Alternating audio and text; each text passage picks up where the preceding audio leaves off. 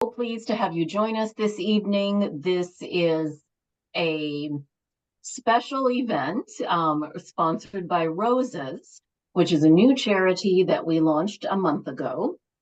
And we had a launch event on Zoom a month ago. And at that launch event, we introduced our board, our mission, and our goals, which I'm just going to show you briefly, and then we'll get right to our webinar with Dr. Resnick.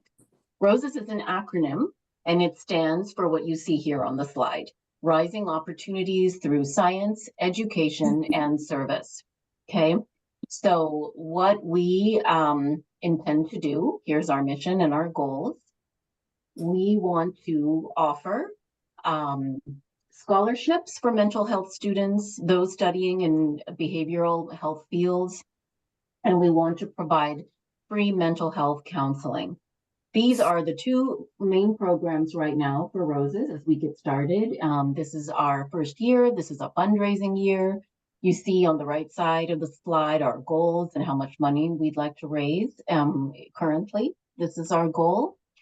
And you see our mission, okay? So during the pandemic, and of course, even before that, but the pandemic really exacerbated mental health distress by leaps and bounds, right? And especially among younger adults, ages 18 to 30, which is our goal, our target population.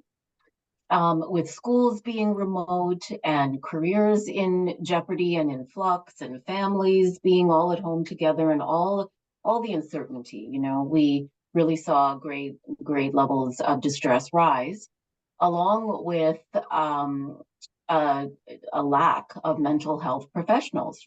Trained mental health support was lacking for people who needed it. So based on that research and based on some of our own personal experiences, my daughter and I actually started R.O.S.E.S, and this wonderful board of directors joined us to help us get it off the ground. So we really put our work in and got the right people together over a period of 2 years, and we launched last month. As I said, we're in our fundraising year. So last month, when we had our launch event, the main part of it was a webinar by one of our board members, Dr. Peter Resnick, who's a psychologist, and he is a renowned expert on all mental health topics. We had a Valentine's relationship themed webinar last time because it was Valentine's week, and it was called Love in the Age of Anxiety. In that webinar, we introduced a concept of Dr. Resnick called the Love Treaty. And this is something Dr. Resnick has created, and we introduced it. So tonight, we are going to hear more from him about that, okay? I wanted to show you this contact information as well. Our website is rosescharity.com. Our email is rosescharityinc@gmail.com. We are a registered 501c3 in the state of Maryland, meaning that all of your donations are tax deductible, okay? We're offering free webinars, and one of our goals is to simply spread awareness and increase and improve the quality of dialogue around mental health, and get people to get help when they need it without the stigma, without feeling embarrassed or anything like that, right? So we invite you to join the dialogue and join us on our social media sites. Tonight is being recorded, and we also recorded last month's webinar. And so snippets of those can be found on our YouTube channel. But please also follow us on Twitter, Instagram, and Facebook, and visit us often because we try to update and give you our list of events. Okay, so our goal is to have webinars like this once a month. Okay, so the treaty. Okay, so let's get into it. So I want to introduce Dr. Peter Resnick. Dr. Resnick's Love Treaty is a set of promises that we make and keep with our life partners, our spouses, our children, friends, siblings, family members, and even our coworkers. Anybody who we're in relationship with, in which we have a stake in their happiness and well-being, and they have a stake in ours, okay? So you can go to this link. This is drpeterresnick.com is Peter's website. And if you go to articles, you will see the love treaty. You can also go to the R.O.S.E.S website and get it there. Okay. So again, welcome. And I am now going to turn it over to Dr. Resnick. So I'm going to stop sharing my screen and Dr. Resnick will take over. Welcome, Peter. Thank you. And in conclusion, I would like to thank you all for coming. Just kidding. No, but actually, Love Treaty that I offered last month was a document for the end of my big workshop on relationships. And the reason I offered it to you because it's material that will work forward to. You don't need to sign that Love Treaty now, because if you sign, you not all people, but some people will find it difficult to sustain it, to keep your word. So we'll first learn certain tools that will help us to stick to our commitments. So last month it was kind of a tease. I just gave you few exercises, a couple of exercises on anxiety and a couple of exercises on relationships, just to get your interest. Today we'll hopefully do much more work because now last month I had maybe 30, 35 minutes, but today we have a whole hour. But before we move on to actually the content of our class, I wanted to see if any of you have questions regarding last month's meeting. Any questions? No? Okay. So then let's set the intention. I like to start my classes with a short intentional meditation. So if you wish, you can close your eyes or you can keep your eyes open and hear this. Let us gather together. Let us join together. Let us embark on a journey in the pursuit of knowledge. And think of the knowledge that you want to acquire, the knowledge about how to make your relationship with yourself the best it can possibly be, your relationship with your spouse, with your partner, with your child.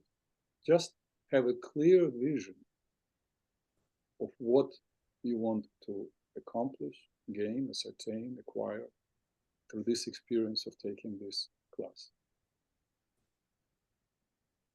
Remember that the intention is half of the whole work, having a clear intention. There are books written on the power of intention and clarity of intention.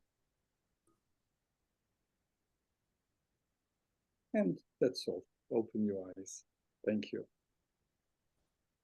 The word knowledge, if you look up in the Webster's dictionary, means understanding gained through experience. So I will share with you some ideas and take you through some experiences, and you will get understanding, but you will not have the knowledge. The knowledge you will acquire only after you utilize the tools that I share with you, and then you have the knowledge because you supported it with the experience. So I'm asking you from the beginning, don't trust a word of what I say. Nothing of what I say is true unless it's true to you. But the only way you will know whether or not what I have to share is valuable and it's true is through experience. So you can either attend this talk, spend an hour, you may find it interesting, but it will not be much value, or you can take from this class what you learn and practice during the month. And then you really will know how much these exercises and these ideas can impact your life. Because the quality of our life depends on the quality of our relationships. We are always in relationship with ourselves, with people around us. There is a wonderful story that was told somewhere in 11th century. And the story is about a monk who lived in a monastery. And his job was every morning to go to far gates of the monastery early when the bell rings, and to feed the poor and hungry and offer them clothes if they need it. And he didn't wish anything more than to do this service. The only thing that he hoped for, that one day Mary, Virgin Mary, will come to visit him. And he was getting already old. And one morning, when he woke up, just before the bell would ring, and it was just before the sunrise, suddenly he heard little bells in his room, and Mary appeared before him. And he fell on his knees, he cried, and suddenly he heard the big bell of the monastery going. And that meant that he had to go now and feed people. And he cried and said, "I'm so sorry, I have to go." And he left. An unusually great amount of people showed up that morning. And he worked hard till the very last person was fed and clothed. And it was already late in the evening. And he was climbing up to his room and feeling very depressed and thinking, here, all my life I was hoping she will come. She came and I dropped her. And he opened the door, and there she stood, saying, "You left and I stayed. If you should stay, I would live." So no matter what aspirations you have, and this is not the only story. There is another story, of course, for 2,000 years before that, of Abraham. And the story goes, Abraham, remember when the three angels come? Literally, the story goes, Abraham is sitting in the tent, and God speaks to him. And then he lifts his head, and he sees three strangers. At that moment, he doesn't know they're angels. And he could say to these strangers, "Excuse me, gentlemen, I'm talking to this guy, it's the creator of the universe. You wait for a little bit and then I talk to you." No, he says to God, "I hope you will not leave me. I hope you wait, but I have to go and welcome strangers." And he drops God. So these both stories are telling us that no matter how great your spiritual aspirations are, the most important is care for another human being. The great German writer Rene Maria Rilke wrote, "For one human being to love another, that is perhaps the most difficult of all our tasks. The final and the ultimate proof, the task for which all others are but preparation." So you will say, why there are so many problems in relationships that people have? This is the main aspiration for us to have. Why? Because she is difficult, or because he is difficult. Because there is always someone to blame. Most of the time, people don't take responsibility. What we'll do today is we'll go on a journey of discovering how to be the best partner to ourselves, to our spouses, to our children. And like going on any journey, we have to have at least to answer three questions. One is where I'm going. Where do we go? We have the answer to it. Jaya announced love in the times of anxiety. Yeah. So it's about love and making our relationships the best they possibly can be. The second question we need to answer is, what shape are we in as we go there? Let's say if you decide to climb the mountain. Yes, you want to say, oh, there's mountain and there are three peaks, and I go to that peak. I go up to that trail. But the second, you need to know, are you able to do it? What shape are you in? That's the second thing we need to know. In terms of relationship, we need to know who we are, what our beliefs are. And the third, we need to know the equipment that we need. We need good equipment and to know that equipment well. If you climb the mountain, of course, you need mountain climbing gear.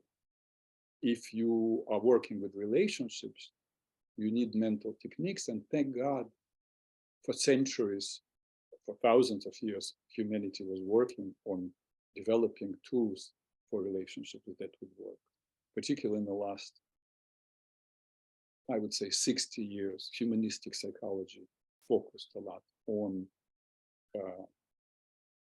discovering the tools from the past and creating new tools. So I want to introduce these tools to you first, very quickly. These tools are not coming actually from psychology.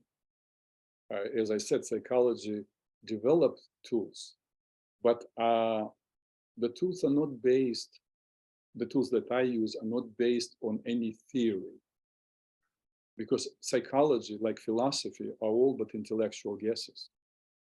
Depending on what theory a person adheres to, they will have different understanding where the problems come from. So if you're a Freudian person, if you invested money going 2-3 times a week to see an analyst and lie on the couch, so you understand that when you were a child, you wanted to have sex with your father and kill your mother, or the opposite. And that's the whole conflict. And if you believe in Janov, it means all your problems come from you being thrown into this big world with a lot of noise, and that's where your problems come, your anxiety come, and so on. If you believe in Pavlov, you're just like a Pavlov's dog. You know, the bell rings, the dog salivates. Your initial exposure determines who you are, and so on. But these are all but intellectual guesses. The only unquestionable reality is the pain of a person itself, the argument that you have. Where it comes from, we don't know. Maybe it's your genetic predisposition. Your ancestors were like this. And if you believe in past lives, it may be troubled with you through past lives. So I'm not using any psychological theory. I'm using what is God-given or nature-given. We came into this world with 5 senses, yes? Sight, hearing, taste, smell, touch, yes? So we also came into this world, but these are senses for exploration of physical reality. So it would be kind of strange if we wouldn't get something for the inner world, because we all have an inner world, right? We talk to ourselves, we have feelings, that's not outside. So, and indeed, there are 5 apparatus that we receive from nature for the exploration of the inner world.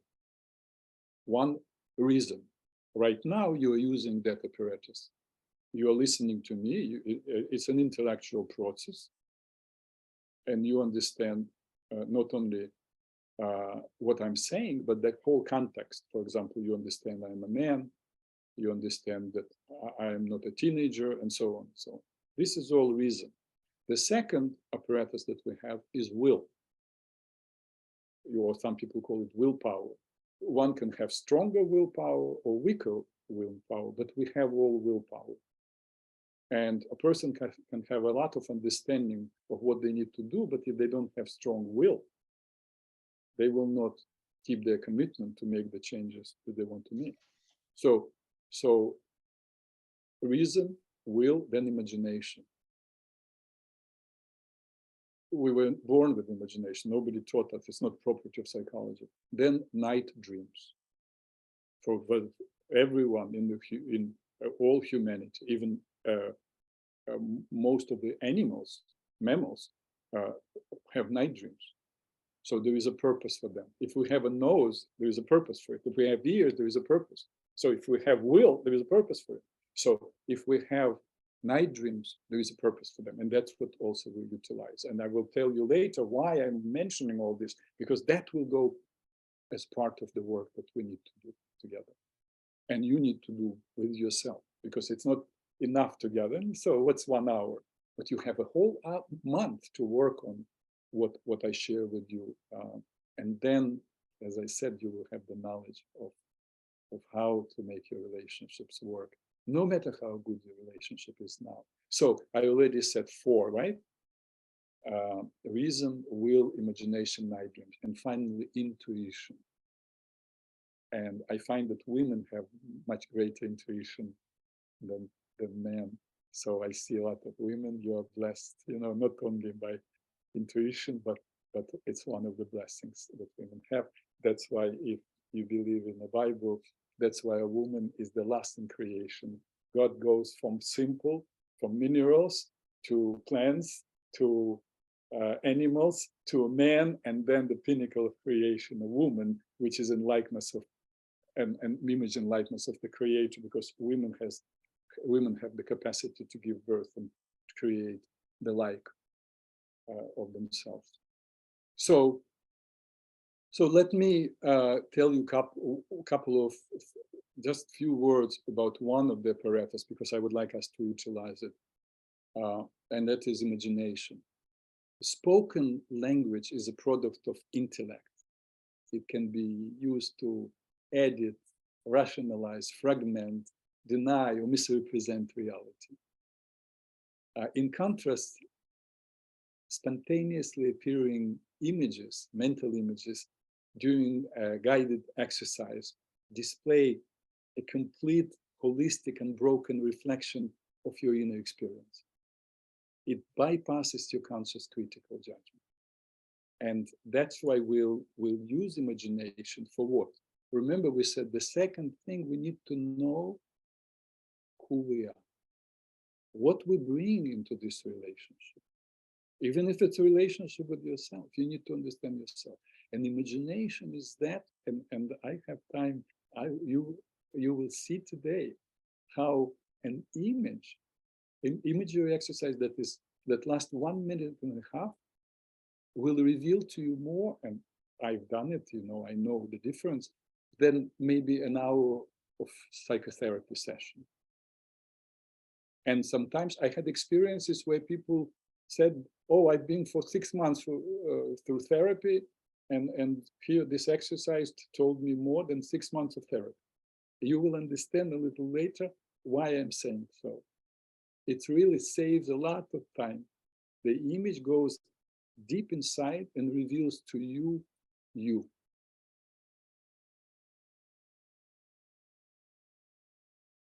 Well, let me actually start, since I'm on the subject. Let me take you through some experiences. And why do I need to take you through experiences? Because you may listen to me now, and maybe I share with you some ideas, and you say, yeah, that's a very good idea, and want to go and apply it. And suddenly, you don't feel comfortable applying it. Or I'm talking about not arguing, not judging. You try to do that, and suddenly something stops you. Or you do things against your will. Why? You're an intelligent, educated person. I see your faces, all these intelligent people, and I talk to groups, large groups of people, I stand next to them. Lately, it hasn't been the case. We have all this virtual, but I used to stand in front of 50, 100 people. I look in their faces. People who take this kind of sessions, courses, they're usually people who are self-reflective. They're interested in growth, and then they learn either through seminars or through books, and then they don't apply. Why? Because something inside, which is unconscious, because consciously they decide what they want to do, but the unconscious say, oh, this is not safe. Don't do this, don't do that. So let me take you through a couple of exercises for you to look at you, okay? Again, of course, it's not obligatory. If you don't want to participate, you can just keep your eyes open and listen. But if you want to have the experience, you're welcome to do it. Just close your eyes. And remember, once you close your eyes, imagination is a very subjective experience. There is no right or wrong image. Whatever you see, whatever comes to you is the right image. Just one thing I want to tell you, do not make anything up. Don't feel like if I say, look at this, don't say, oh, I should see something. Whatever comes to you, if I say, open the door, what you see, if you see a shoebox, it's perfectly fine. You don't have to see God, or you don't have to see your husband. or unless your husband is God. So, so just close your eyes, breathe gently and evenly, long, slow exhalations, nice and easy inhalation. And imagine you and your partner, or husband, or friend, your daughter or sister. Imagine you and your partner are in a box. How do you feel? What do you do? Then open your eyes. Now, if you want, raise your hand so I would see, and then you unmute yourself. If you want to share with your experience, I will make comments. Anybody wants to share? Is everybody afraid to share? Everybody shy? Cheryl? I'm not shy, but I didn't really feel anything this time. I mean, last time I felt things, but I mean, I think it's just because we're just getting started on this one. Yeah. It just wasn't there, you know? And that's okay. Not Like every... I tried to picture myself getting on the bus with my husband, and then I got caught up in like, I wonder if I was paying with my debit or my Presto card, and I kind of lost what this, you know, what the whole exercise was. It's okay. You know, if I during my classes, usually like a course of 12 weeks, usually each class is 2 hours. If I give in 2 hours 10, 12 exercises, and if a person has 3, 4, 5 experiences, that's fantastic. Not sometimes your mind gets distracted. It's okay. And sometimes there is something else. I don't want to say it. I will say it after everybody who wants to speak will speak. But remind me. Okay. There is another reason people don't have the experience. Anybody else wants to share? Just raise your hand. No? You keep it to yourself. Okay, so let me, okay. Gladys, please. Okay, so I had the opposite experience to Cheryl. Last month, I was really distracted, actually. You know, I tried to focus, but my mind was just like on everything except on what I was supposed to do. But this time around, I was actually in a box with my husband. Box was small, our shoulders were touching. And I was just giggling. So that's what entered my mind. Just having fun and like, what do we do now being cooped up in this small box with just the two of us? So I don't know why that entered my mind, but anyways, that's where it took me. Thank you. Thank you for sharing. You see, you can mute yourself now. For somebody, I actually one time gave this in a couples workshop, and one couple said they were a woman was actually, the man had a different experience. The man saw himself in the big box and his wife, and like she started crying. That was his image, and he broke the box.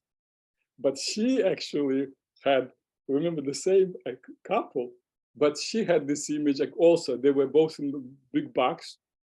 And so since there were nobody and children were not there as usually they are, they started making love. You see, so each of them had this expression of what's deep inside. You understand? For her, it's not enough intimacy. Children, you can make a whole story from what she saw. And he feels like a protector. Yes. So for you, and that's why I didn't say about Cheryl's experience. There is a possibility that Cheryl didn't see herself in the box. Simply, she's not a person who will permit herself to be in a box. You see, it's not me. I'm not going into a box, and it's totally unconscious. No, I'm not interested in this experience. Your experience is, again, you are not scared to be in a box. You were giggling, you were not taking it seriously. Remember, a different image could come, like with that woman or with that man. So, but there are no monsters in your consciousness, which means you somebody else, one time I did this exercise with a man, and he saw himself in a box, and then I said, what was your experience? And he said, I was so scared that somebody who put me there will hear if I move. So I will sit quietly till somebody frees me. Somebody comes to liberate. You understand the consciousness of this person. You understand? That this person will not protect himself. So there is a lot of work that needs to be done. You can spend hours with him talking, and he will tell you different stories and why he argues with his boss and why this is not working. But we know that he is passive. And what rules his life is fear. But this exercise also shows often with couples who initiates, who expects to initiate, somebody else to initiate, and so on. Anybody else wants to share? Thank you, Gladys, for sharing. Nobody else? We move on. Okay. Close your eyes.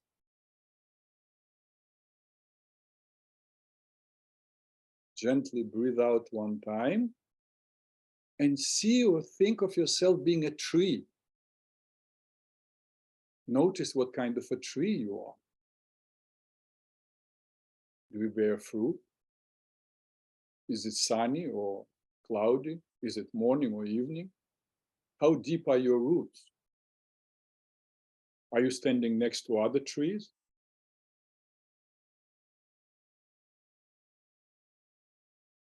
When ready, open your eyes.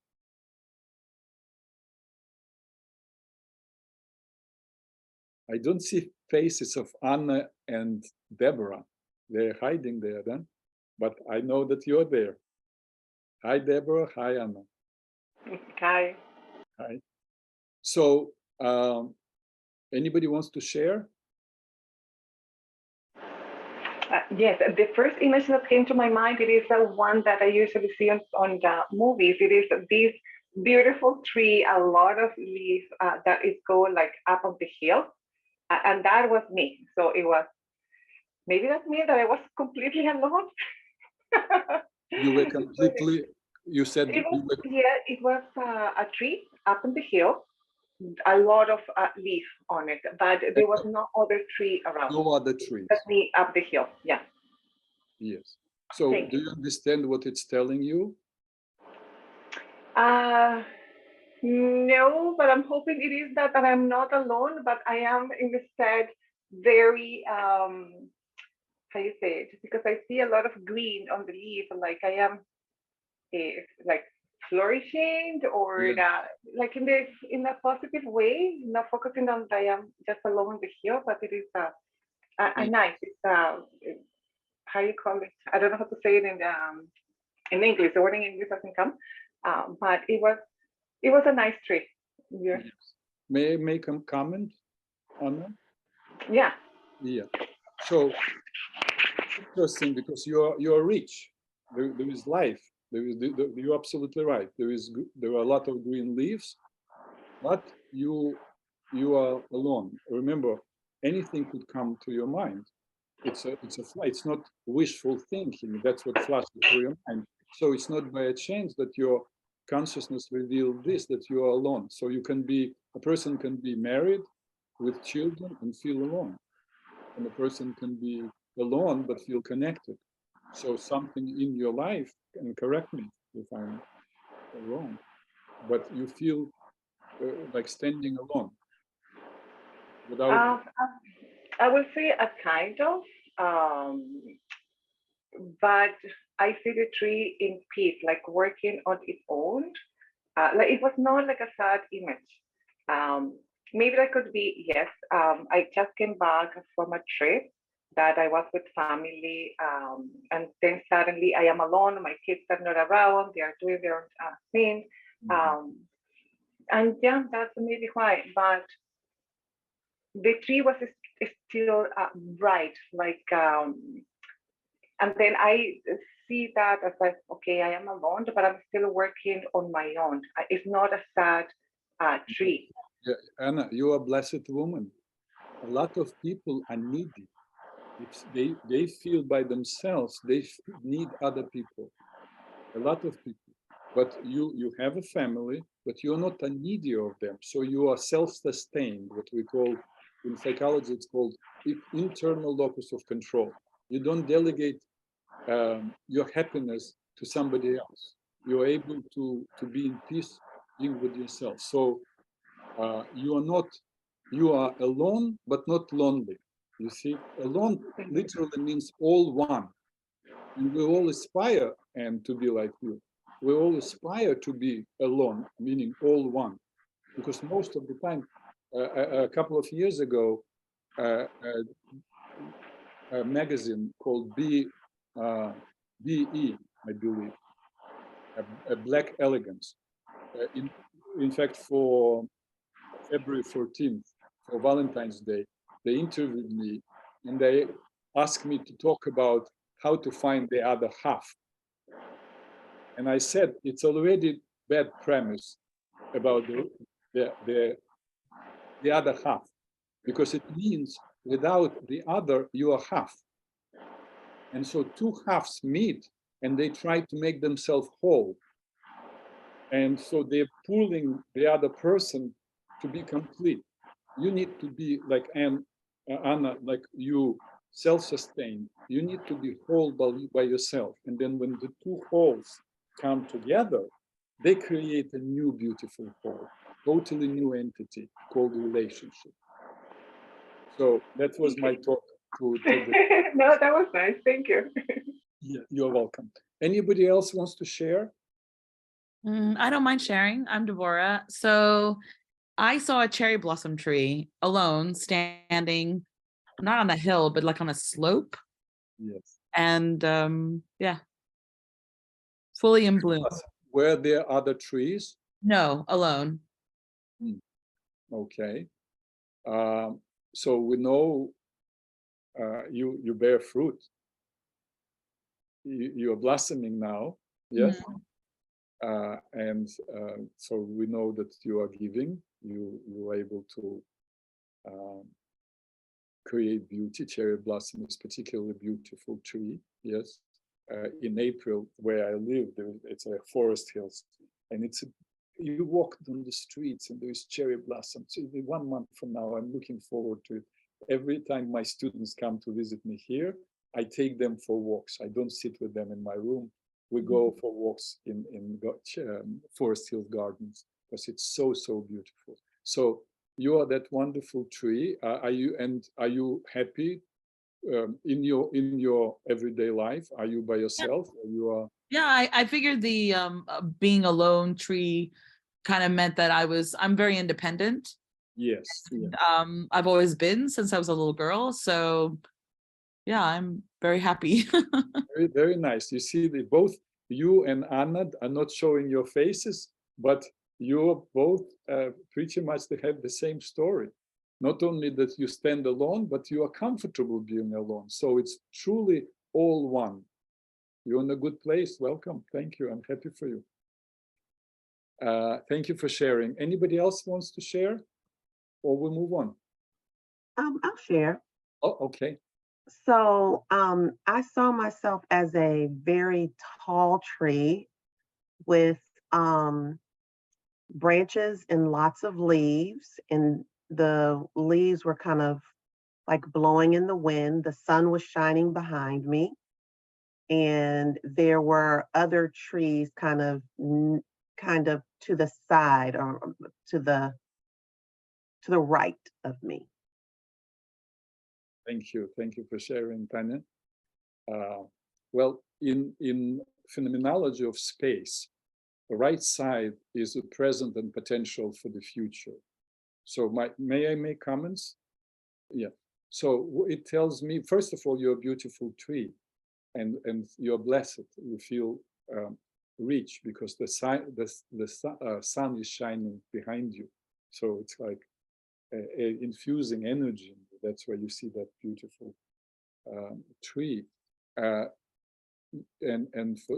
Because you see, if you would just say there are trees, I would interpret it differently. There are trees around, but you specifically said the trees are to the right, not to the left. So then it calls to my attention. It's a red flag. You understand?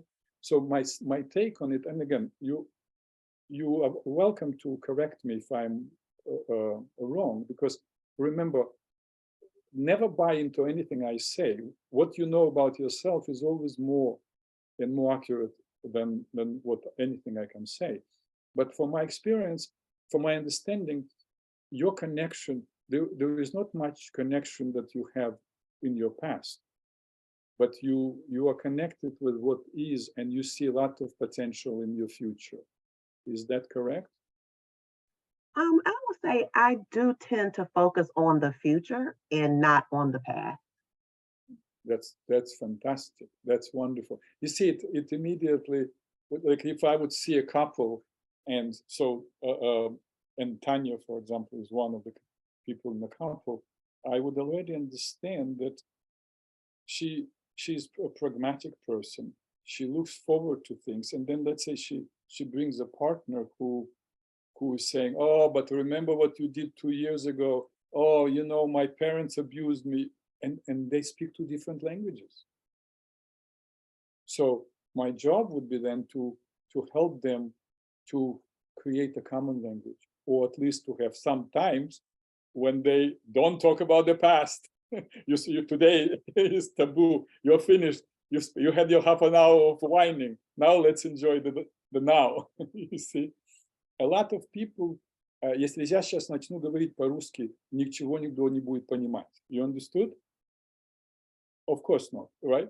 Because I spoke the language. I spoke Russian and you don't understand Russian. And that's how very often in a relationship, people speak totally different languages. As we keep going with these classes, I will demonstrate to you how much people speak just like language that the other person cannot understand, because they have totally different temperament.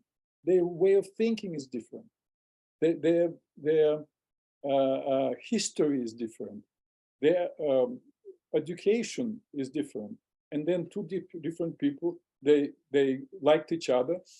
It felt like, well, it's called chemistry, and these days, of course, you know, people quickly have sex, and that takes over because it's such a powerful driving force.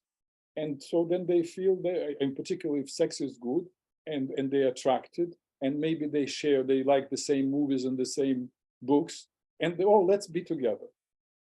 And then they finally begin to get to know each other, and they speak different languages. And they're disappointed, they feel deceived. Nobody tried to deceive them. It's just they speak different languages. And the need is to create a common language. But that's a whole little bit ahead of us. Let's do, how are you feeling about the exercise? We go on? Good. Okay, just close your eyes. And imagine looking into a keyhole, you know, like old keys, big ones, where you can look through the hole, and you see yourself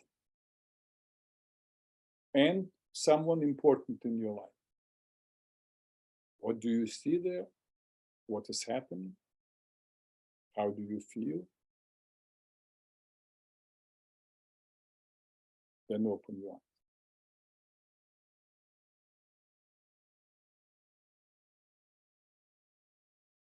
So, who wants to share? There's one man here who doesn't speak up. Duro, are you hiding? No, sorry, we're bothering you. If you don't want to, don't have to. That is strange. I think I'm the only man here. I am the man who doesn't close his eyes. So you're the, okay. I guess I'll just say that when I looked, I saw my mom and I saw myself as a little kid. How old were you? Hard to say, maybe 6, 7, 8, somewhere in there. And having that image, if you remember, how did you feel? Did you feel like surprised, happy, sad? What was the experience of seeing that?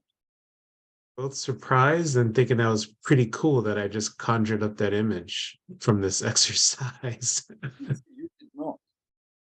When Hmm. you say I just got that image, as if you chose, you didn't choose it. It chose Hmm. you. Hmm. Why wasn't it? You have people in your life now, even if you're not in a romantic relationship, you have people in your life. How come it wasn't some friend with you? How come that wasn't your mother? Is she alive? Yes. Yeah. How come that it wasn't your mother now? How come Hmm. that it wasn't your mother and you, or your father and you, or your mother and you when you were 15 years old? Of True. all, just it was 6. So if nobody would be here and I gave you this exercise, do it. Hmm. Now discover a lot of stuff about your life. Remember, not only you, when you close your eyes, not consciously, Peter said, close your eyes, and if you don't mind participating, that's what you do. But that's the conscious mind. Your subconscious that carries all information about all your experience today and ever. Your subconscious knows who that Peter is, why he asked you to close his eyes, what is the context within which he asked you to close your eyes, and this is about relationships. And so in response, that's how you open it. And in response to the exercise about relationships, and this is not just general about relationships, it's about how to make your relationships good, how to make them work. I said it many times. I told you stories about life and relationships and among. So your subconscious carries it all. And it reveals the 6-year-old boy and your mother. So we're not going to shrink you. We're not going to ask questions, but you have to ask yourself. It may be a big, big discovery as you go through this month. And you're welcome if you have any questions to call me. You have my telephone number. You're a great guy. I will be happy to chat with you on the phone. So, but you need to decide what is the story with 6 years old and my relationship. Perhaps my ability to have relationships. Perhaps I don't know.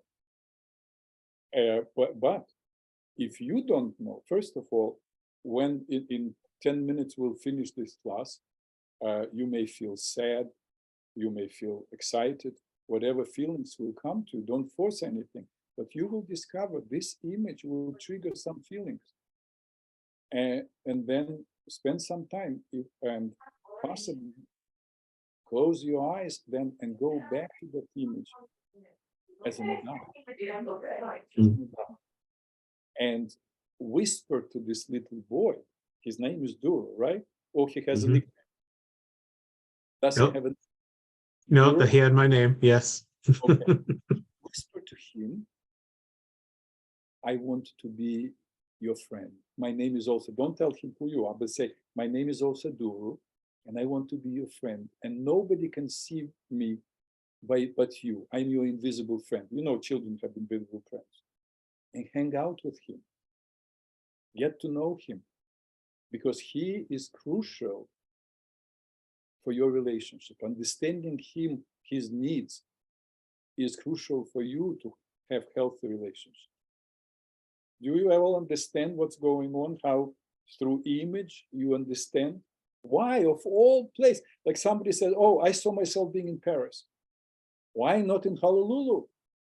You lived in Hawaii. Why not in Honolulu? Why not in New Jersey, where you live now?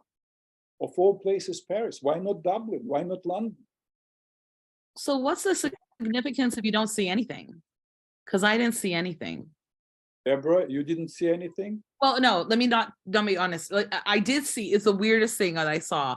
I couldn't see a face of anybody, but I saw 2 people having a tea party, but I couldn't see their face, so I didn't know who it was. It doesn't matter, but you definitely saw. Nothing that your subconscious mind reveals is a waste of time. Of all, why you saw 2 people having tea? Why didn't you see 2 people fighting? Why didn't you see 2 people going through supermarket? Of all places, it's tea. You have to ask yourself, what is it to have tea as opposed to have dinner? You know, so some people, for British people, you know, high tea, it's a very important time. So what having tea means, and why two people? Why don't you see their faces? Remember, everyone in the night dream is a part of you. Everyone in the image is a part of you. Think about it this way. When, by the way, I see, you see how fast time runs. So let me give you. We only started. You know, I think we can run this webinars for another 10 months just on the relationships. But we have, remember, we have 35 different subjects. So I can talk about, this is just one relationship. So we have for years, we have programs for years to come.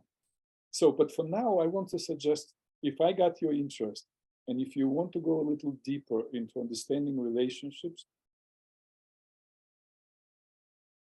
go on my website, drpeterresnick.com, go on the articles and read the article called Dream Work,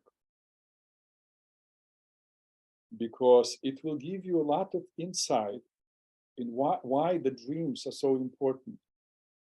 Particularly those of you who had some kind of some imagery, you did this imagery that I gave you triggered imagination in your consciousness. So now, when you go to sleep, you may have some night dreams in response to these exercises, in response to our talks. Have a notebook on your night table and have the intention and put a pen on. That's why you say to your subconscious, I intend to write them down. And when you wake up in the morning, if you remember even a snippet of a dream, write it down. Don't go to the bathroom. If you pee, it's gone. It comes out with the water. I know it's practical experience, so empirical. So I'm telling you, do not go to the bathroom. Jot down quickly what you remember, and then you go to the bathroom. And so remember, because you will read about this in the article, any image that comes into your consciousness is a part of you. Is a part of you, of today. Even Guru's mother, who came into his consciousness, is a part of him today, but that mother of that time. So you get a lot of insight through your night dreams, and make the notes. Please do not send them to me, the dreams, because there is nothing I can do with your night dream, because for to understand the dream, I need to ask you questions about you, because we have different meaning, different interpretation of objects and subjects. What, for example, what a sea, ocean means to me is very different to that ocean means to somebody else. Somebody else may, let's say, he almost drowned, and for him it's death, anxiety. For me, I grew up in the sea. It's my first memory. You see, for me, it's joy, fun, youth, competition, and so on. So the same, every image that comes to you is deeply, deeply subjective. So in imagery and in night. Okay, somebody left. So it's a sign for me to finish up, but I want to ask you if you have any questions and any requests for our next talk. Any feedback? It was wonderful. Anna, would you repeat it? I didn't hear it. Oh, sorry, that this was wonderful. These images was wonderful. So I really like it. So thank you. Thank you. Thank you very much for your feedback.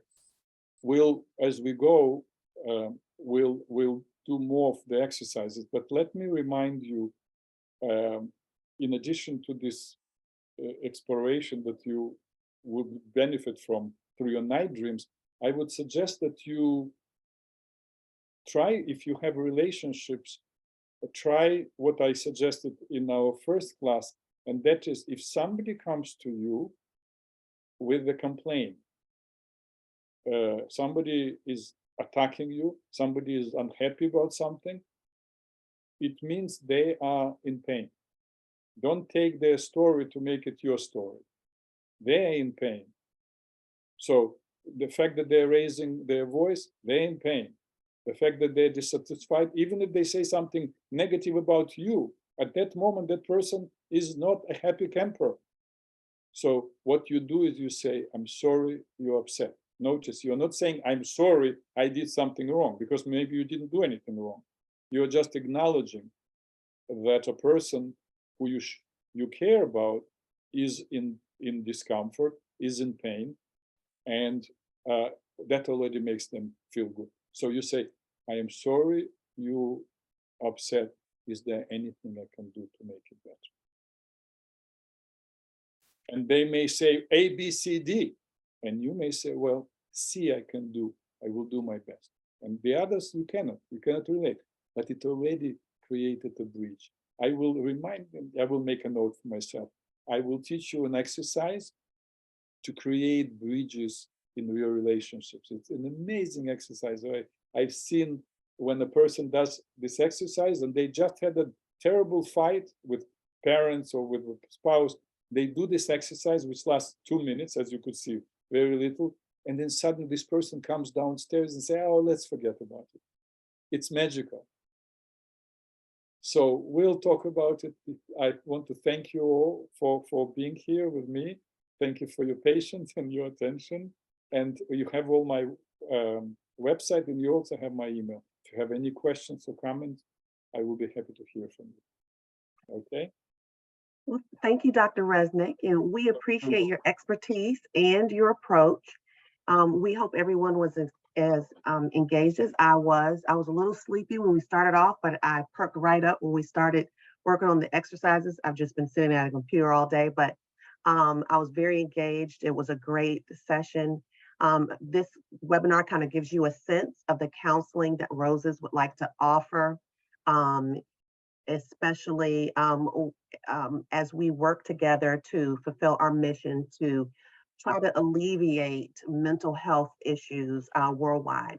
And Dr. Resnick has so much more to offer. And he's, like he mentioned, he's offered to host these webinars monthly with similar topics all year. So we want to make sure that the topics are meaningful. If you have a suggestion for a topic, please let us know by putting it in the chat, or you can go to our website, rosescharity.com, and put in a comment. We'll check all of them.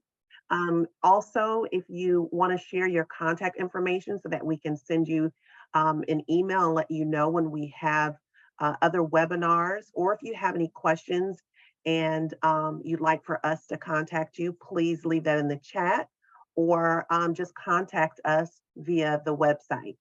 And so, as Jaya mentioned at the beginning of the webinar, R.O.S.E.S launched just last month. We're excited about it.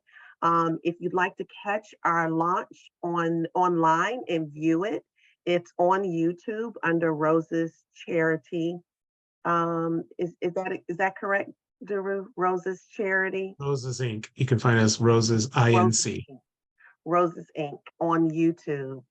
And we do have a financial goal to raise $50,000 so that we can have this, we can have programming to help young people get counseling, and so that we can start our scholarship program.